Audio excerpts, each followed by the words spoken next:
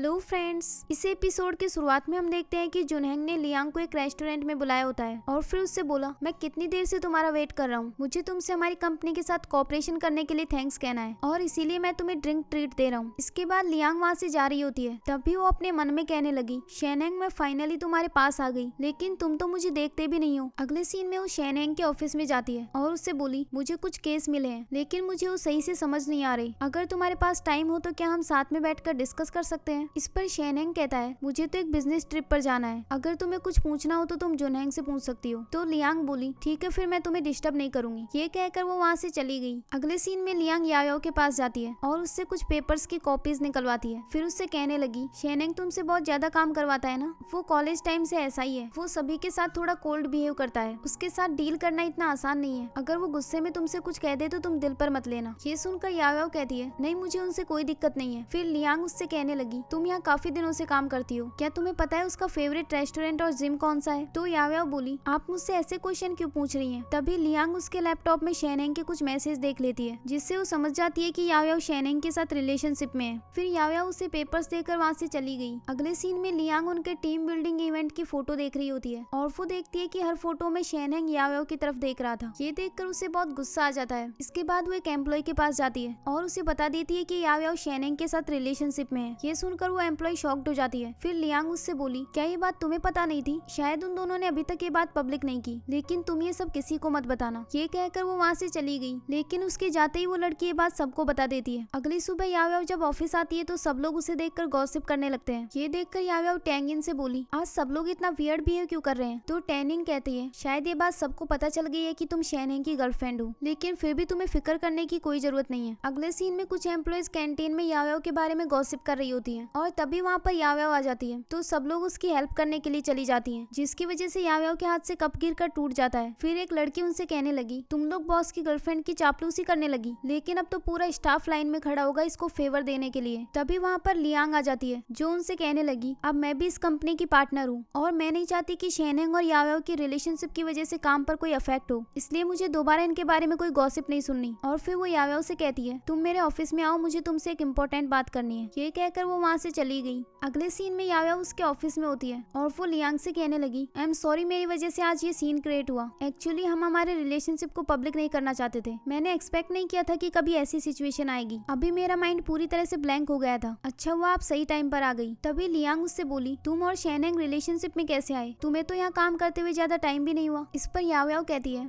ये एक लंबी स्टोरी है, मैंने एक्सपेक्ट नहीं किया था कि मैं अपने बॉस के साथ रिलेशनशिप में आऊंगी, कभी कभी हम जिस पर्सन से हिट करते हैं उसके बहुत क्लोज चले जाते हैं। बाय द वे मैं भी आपकी तरह एक अच्छी लॉयर बनना चाहती हूँ, अगर फ्यूचर में मुझे चांस मिला तो मैं आपसे बहुत कुछ सीखूंगी। ये सुनकर लियांग कहने लगी, मुझे भी अभी एक असिस्टेंट की जरूरत है, अगर तुम मुझसे सीखना चाहती हो तो मेरी टीम ज्वाइन कर लो। तो याओ कहती है, ठीक है इस बारे में मैं अच्छे से सोचूंगी। ये कहकर वो वहाँ से चली गई। अगले सीन में चेंगजी जब अपने घर आती है तो देखती है कि वहाँ याओ आई हुई थी। फिर वो उससे बोली, तुम मेरे घर पर क्या कर रही हो। तो याओ कहती है, मेरे सभी कलीग्स को पता चल गया कि मैं शेनेंग के साथ रिलेशनशिप में हूँ। तो चेंगजी उसके पास आकर बोली, ये सब कैसे पता चला और उन सब ने क्या बोला। तो याओ कहती है, वो सब मुझे बॉस लेडी और पता नहीं क्या क्या बोल रहे थे। वहीं दूसरी ओर हम देखते हैं कि शेनेंग एक बिजनेस ट्रिप से वापस आ रहा होता है और वो बावरुई से बोला, आज तुमने बहुत हार्डवर्क किया है, अगर तुम चाहो तो घर जाकर रेस्ट कर सकते हो। तभी बावरुई उससे कहता है, बॉस मुझे आपको कुछ बताना है, लेकिन समझ नहीं आ रहा इस बारे में बात करनी चाहिए या नहीं। तो शेनेंग कहता है, अगर तुम्हें हेजिटेशन हो रही है तो मत बताओ। ये कहकर वो वहाँ से जाने लगता है। तो बावरुई से रोकते हुए बोला, ये बात याओ से रिलेटेड है, किसी ने ग्रुप में पोस्ट किया है कि आप और याओ रिलेशनशिप में है, मेरा यकीन करो मैंने ये बात नहीं फैलाई और हम में से किसी में ये करने की हिम्मत नहीं है, क्योंकि मुझे अपनी जॉब नहीं खोनी। इसके बाद शेनेंग याओ के पास कॉल करता है, लेकिन उसका फोन ऑफ आ रहा था। अगली सुबह याओ ऑफिस आती है और तभी शेनेंग वहाँ आकर उसका हाथ पकड़ लेता है और उन सब लोगों से कहने लगा, जब तुम सब लोगों को ऑलरेडी पता चल चुका है तो मैं कुछ छुपाना नहीं चाहता, मैं और याओ रिलेशनशिप में है, पहले हम इसे पब्लिक नहीं करना चाहते थे, लेकिन अब मैं सबको बता रहा हूँ कि याओ मेरी गर्लफ्रेंड है और इसने मुझे परस्यू नहीं किया,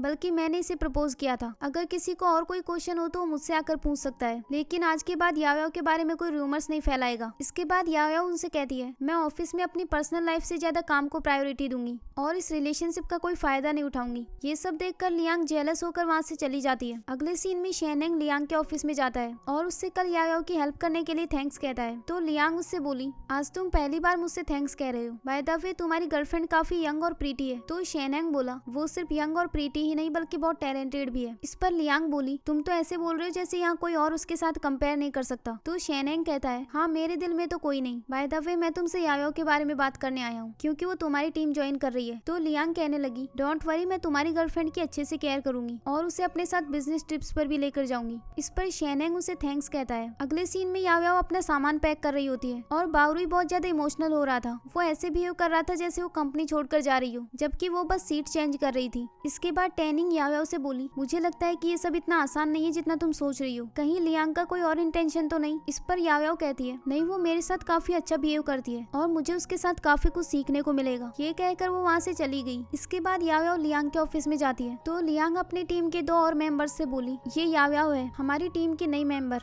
तुम इसे अच्छे से ट्रीट करना। अगले सीन में उसके दोनों कलीग्स काम कर रहे होते हैं लेकिन याओ याओ के पास कोई काम नहीं था। फिर वो अपने एक कलीग झेंग से बोली क्या मैं तुम्हारी कोई हेल्प कर सकती हूँ। तो झेंग कहता है नहीं, ये मैं अकेले कर लूंगा, तुम बस रेस्ट करो। तो याओ याओ उससे कहती है तुम्हें मेरे साथ इतना पोलाइट होने की जरूरत नहीं है, मेरे पुराने कलीग्स तो मुझे बहुत टीज किया करते थे, चलो मैं तुम्हारी कोई हेल्प कर देती हूँ। तभी उसकी दूसरी कलीग वांग उससे कहने लगी आप हमारे बॉस की गर्लफ्रेंड है तो ये छोटे छोटे काम आप हम पर छोड़ दो। ये सुनकर याओ याओ उनसे बोली मैं यहाँ सिर्फ एक लॉयर हूँ और मैं चाहती हूँ कि तुम सब लोग मुझे एक नॉर्मल कलीग की तरह ट्रीट करो। इसके बाद याओ याओ लियांग के ऑफिस में जाती है और उससे बोली मुझे ऐसा लगता है कि मेरे कलीग्स को मेरी हेल्प लेने में थोड़ा एम्बेरस फील हो रहा है, तो अगर आपको कोई हेल्प चाहिए हो तो मुझे बता देना। इस पर लियांग बोली हाँ मुझे काफी सारी चीजों में हेल्प की जरूरत है, तुम इस केस के लिए एविडेंस कलेक्ट करो और इसके लिए तुम्हारे पास सिर्फ 3 दिन का वक्त है। तो याओ याओ इसके लिए हाँ कहकर वहाँ से चली गई। अगले सीन में लियांग अपनी टीम के दोनों मेंबर्स को मीटिंग में बुलाती है लेकिन वो याओ याओ से मीटिंग में आने के लिए नहीं कहती। इसके बाद याओ याओ उस काम को करने के लिए चली जाती है जो लियांग ने उससे करने को कहा था। शेनेंग उसे जाते हुए देख रहा होता है। इसके बाद यूफे उसके ऑफिस में फाइल देने के लिए आता है और उससे बोला याओ याओ मार्केट सुपरविजन गई है कुछ फाइल्स कलेक्ट करने के लिए। ये सुनकर शेनेंग बोला ये काम तो इंटर्न्स को करना चाहिए। इस पर यूफे कहता है शायद लियांग को ऐसा लगा होगा कि इंटर्न्स इस काम में मिस्टेक कर सकते हैं, इसलिए उसने याओ याओ को भेज दिया होगा। अगले सीन में हम याओ याओ को देखते हैं जो फाइल्स कलेक्ट करके आई रही होती है और तभी उसके पास लियांग का मैसेज आता है जो उसे किसी और जगह से फाइल्स कलेक्ट करने के लिए कहती है और फिर बोली कहीं मैंने तुम्हें ज्यादा ट्रबल तो नहीं दे दी। इस पर याओ याओ कहती है नहीं। अगले सीन में याओ याओ घर वापस आ जाती है तो शेनेंग उससे बोला मैं कुकिंग करने की कोशिश कर रहा था लेकिन ये सब तो जल गया। तो याओ याओ कहती है कोई बात नहीं अब मैं कर लूंगी। लेकिन शेनेंग बोला मैंने सुना है कि आज पूरा दिन तुमने बहुत भाग दौड़ की है तो अब तुम्हें रेस्ट करना चाहिए। इस पर याओ याओ बोली हाँ मैं थोड़ी थक गई हूँ लेकिन ये उतना काम भी नहीं था जितना आप मुझसे करवाते थे। इस पर शेनेंग कहता है हाँ पहले मैंने तुम्हारे साथ जो रूड बिहेव किया उसके लिए सॉरी। फिर याओ याओ उससे कहने लगी जब से मैं आपके साथ रिलेशनशिप में आई हूँ तब से कंपनी में बहुत यूजलेस हो गई हूँ। खैर कल लियांग को एक बिजनेस ट्रिप पर जाना है तो मुझे आज रात को काफी सारा काम फिनिश करना है। इस पर शेनेंग कहता है अगर तुम्हें कोई प्रॉब्लम आए तो तुम मुझे बताना। तभी याओ याओ के फोन पर एक रिमाइंडर बजता है तो वो शेनेंग से कहने लगी मैंने ये रिमाइंडर इसलिए लगाया था क्योंकि आज हमें रिलेशनशिप में आए 100 दिन हो चुके हैं। तो शेनेंग बोला अच्छा आप बताओ मेरी परफॉर्मेंस कैसी रही। इस पर याओ याओ कहती है 100 में से आपको 99 पॉइंट्स मिले हैं। ये सुनकर शेनेंग बहुत खुश हो जाता है। अगले सीन में याओ याओ ऑफिस में होती है और वो ऑनलाइन एक नेकलेस देख रही थी जो उसे शेनेंग को गिफ्ट देना था। तभी वहाँ पर लियांग आ जाती है जो उससे बोली क्या तुम ये नेकलेस अपने बॉयफ्रेंड को गिफ्ट करना चाहती हो। इस पर याओ याओ कहती है हाँ आज हमें रिलेशनशिप में आए 100 दिन हो चुके हैं तो इसीलिए मैं उसके लिए गिफ्ट प्रिपेयर कर रही हूँ। फिर लियांग उससे बोली इस नेकलेस का प्राइस तो बहुत कम है, क्या तुम उसे ये गिफ्ट देने वाली हो। तो याओ याओ बोली गिफ्ट की कभी प्राइस नहीं देखी जाती, बस इंटेंशन अच्छा होना चाहिए। फिर लियांग उससे कहती है तुम उसकी गर्लफ्रेंड हो इसलिए वो तुम्हें सच बोलकर हर्ट नहीं करेगा, अगर तुम उसको ऐसा गिफ्ट दोगी तो ये काफी चाइल्डिश लगेगा। आजकल लड़के यंग लड़कियों को इसलिए पसंद करते हैं क्योंकि वो सिली और चाइल्डिश होती हैं, लेकिन एक लॉन्ग टाइम के बाद वो उससे बोर हो जाते हैं, तो तुम्हें अपने आप को इम्प्रूव करना चाहिए। फिर वो उससे अपने ऑफिस में आने के लिए कहती है। अगले सीन में वो उसे अपना बैग दिखाते हुए बोली ये एक बहुत फेमस ब्रांड का है, जब हम अपने साथ कोई एक्सपेंसिव चीज रखते हैं तो किसी बिजनेस ट्रिप या पार्टी में बहुत अच्छा फील होता है, तो तुम मुझे पैसे दो मैं उसके लिए कोई अच्छा सा गिफ्ट खरीदती हूँ। इस पर याओ याओ बोली मुझे नहीं लगता कि इसकी जरूरत है क्योंकि शेनेंग को शो ऑफ करना बिल्कुल पसंद नहीं है। तभी लियांग कहने कहने लगी, तुम अभी इस इंडस्ट्री में नहीं आई हो, शेनेंग की यहाँ काफी अच्छी इमेज है, शायद तुम्हें अभी इस सब के बारे में कोई नॉलेज नहीं है, तो तुम ये मुझ पर छोड़ दो। इसके बाद वो उसे केस की इन्फॉर्मेशन निकालने के लिए देती है। वो केस इंग्लिश में था और याओ को ज्यादा इंग्लिश नहीं आती थी, लेकिन फिर भी वो उसके लिए हाँ कह देती है। फिर वो एक ट्रांसलेटर यूज करके उस केस पर काम करने लग जाती है। तभी वहाँ उसके फ्रेंड्स उसके लिए खाना लेकर आते हैं। फिर वो उसे खाने के लिए दे ही रहे होते हैं, तभी वहाँ पर शेनेंग भी आ जाता है और याओ से कहने लगा, भले ही तुम काम में कितना भी बिजी हो, लेकिन क्या तुम मेरे मैसेज का रिप्लाई नहीं दे सकती? ये मत भूलो मैं अभी भी तुम्हारा बॉस हूँ। फिर याओ उससे कहती है, हम घर जाकर अपनी एनिवर्सरी सेलिब्रेट करेंगे, आप अभी काम पर जाओ।